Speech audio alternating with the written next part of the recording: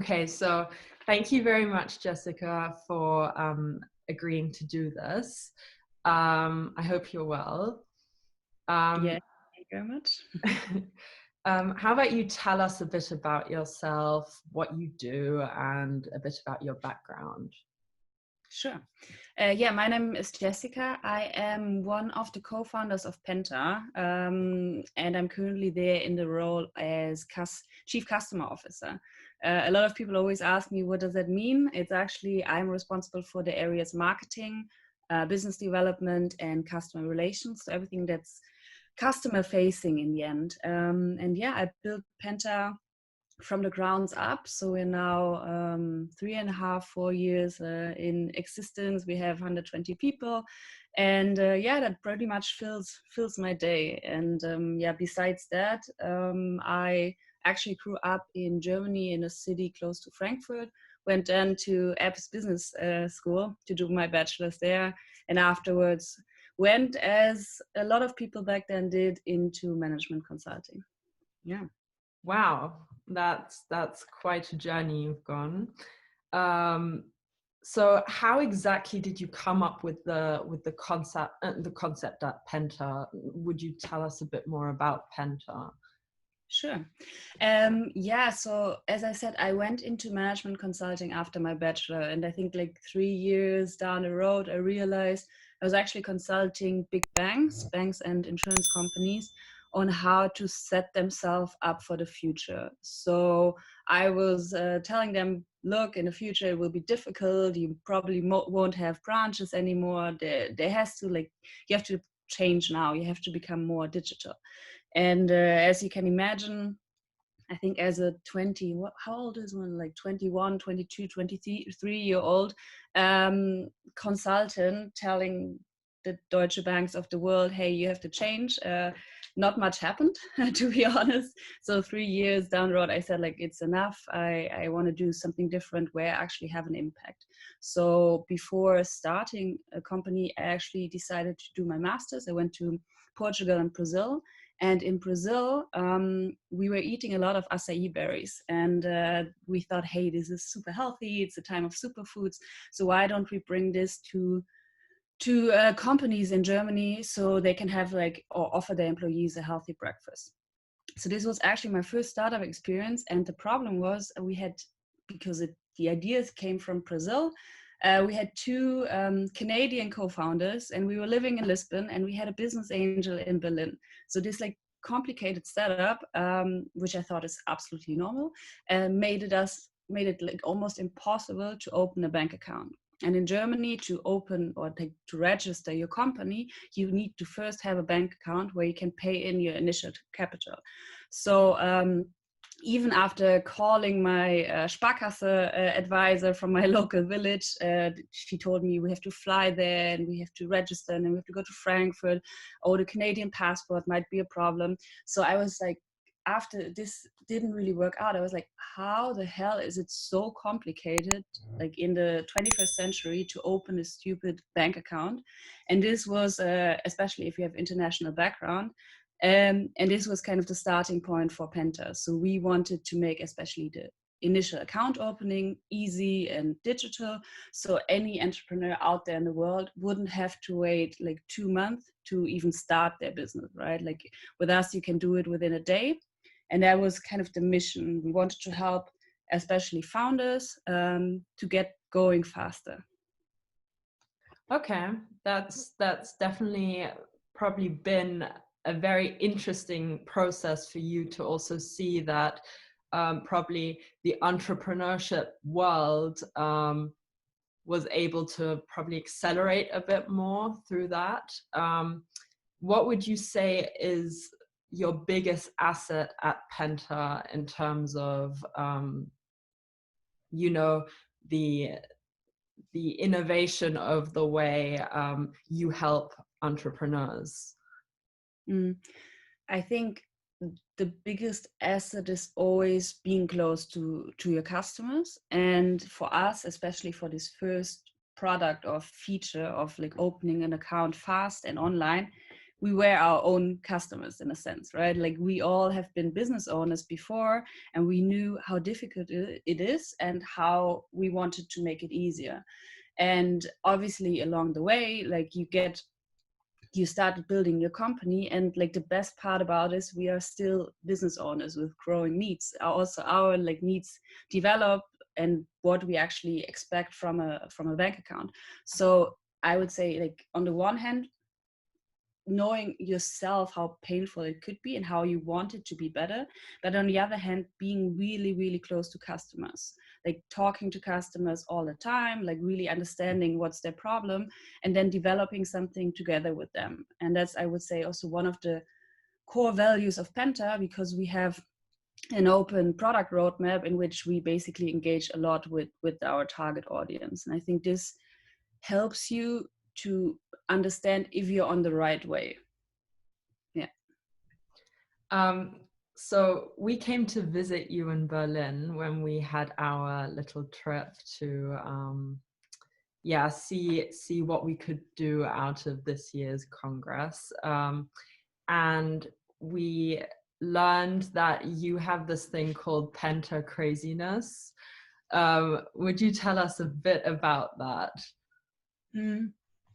I think a lot of startups have this like craziness in their DNA. And for us, we realized it was one of the words we kept on saying, like Penta craziness. So it kind of naturally became part of our culture. And I think what it means is, or like what makes a startup or like entrepreneur successful is, on the one hand, the absolute strong belief that what you're doing is solving a real problem out there, right? So you're like 100% sure that what you're doing is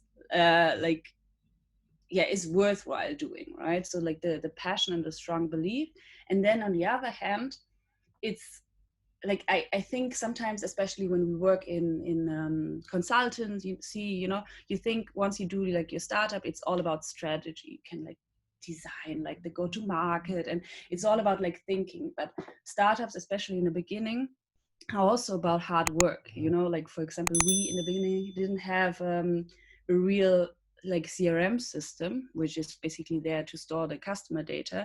So what we did is, in the beginning, we called like our wait list, like 2,000 people by phone, writing them. And I think this is very tedious, like difficult work, but in the end, it helped us to build this first group of loyal like customers that are engaged with us. So it's passion, hard work, and then like the craziness and like the creativity to sometimes do things a bit differently than they're out there in the market. So I think it's like the mixture of these three things that always helped us to find new ways of doing things and don't accept like a no for an answer. So, oh, you don't have a banking license, you can't do it. And we're like, no, we will find a way to do it.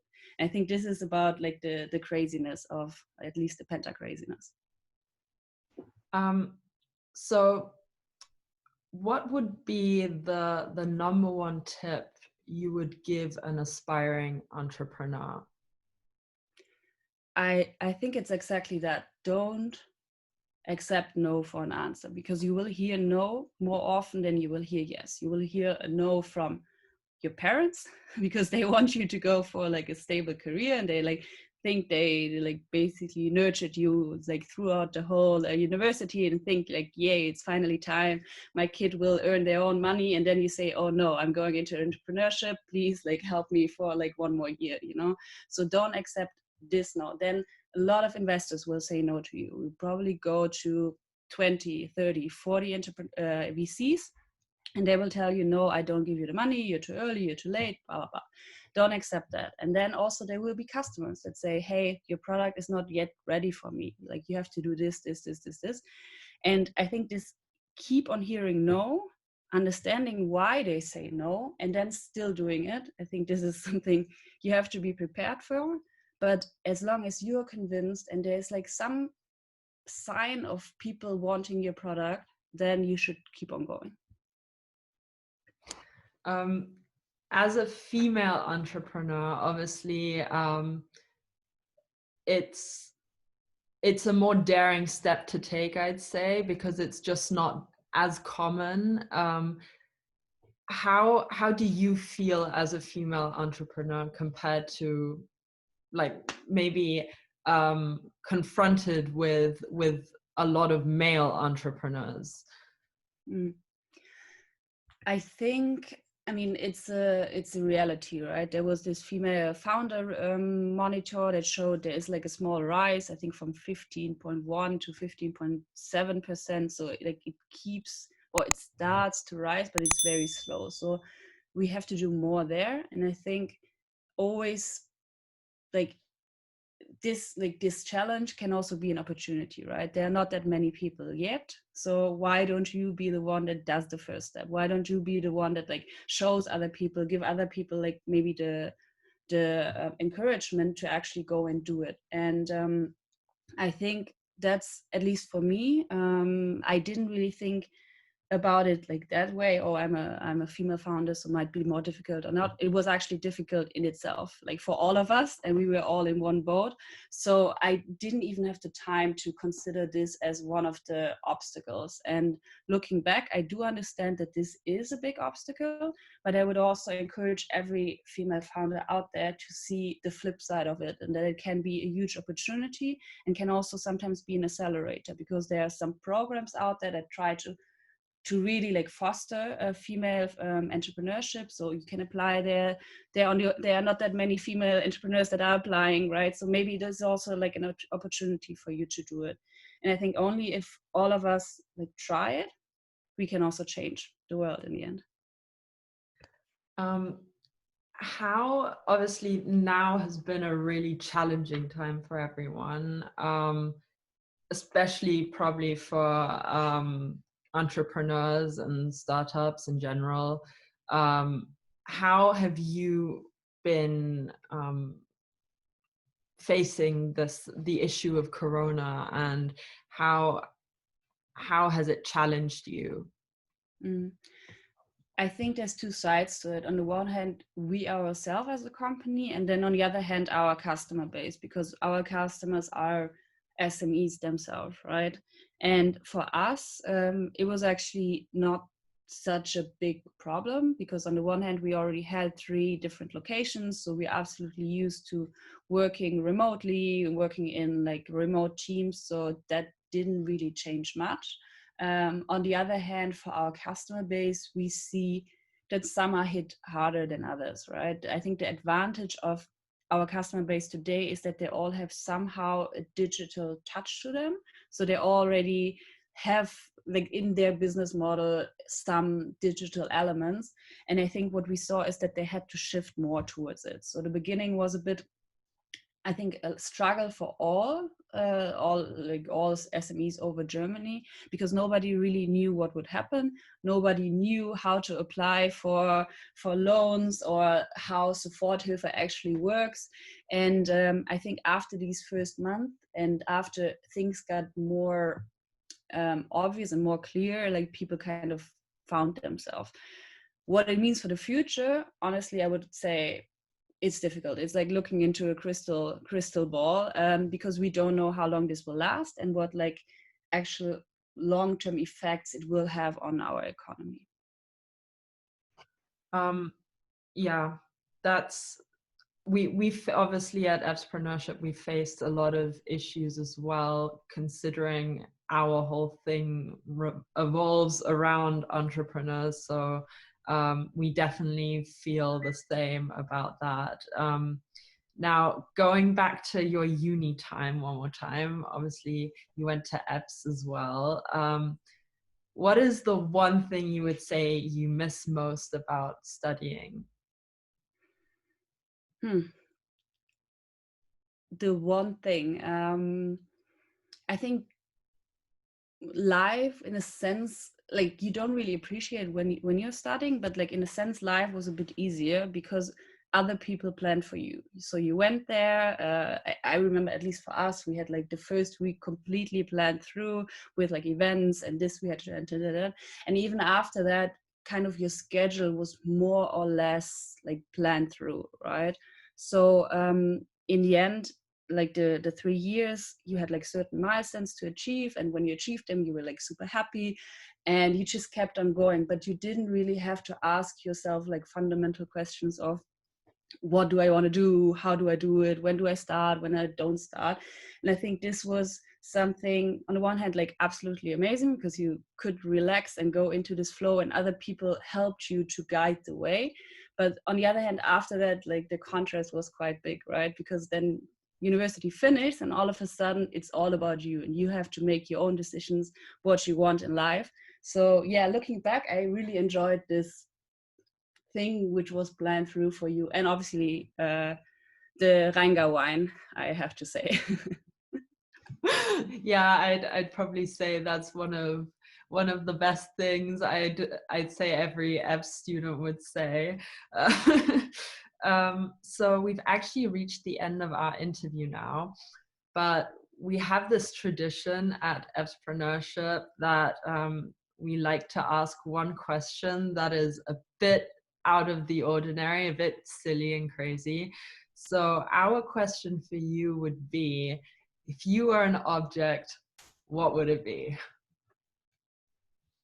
A plane. Why a plane? I don't know. I was always fast. I don't know that much about planes. I have to say, I'm not like a plane nerd that has like planes everywhere. But I love the idea of like building something, and then it's like able to fly wherever you want to. Well, that's definitely a really, really cool answer. And we really hope that Penta can fly everywhere as well, and that you get through this time well. Thank you so much for joining us today, and we hope to see you soon. Yes, thank you very much for the time. Thank you.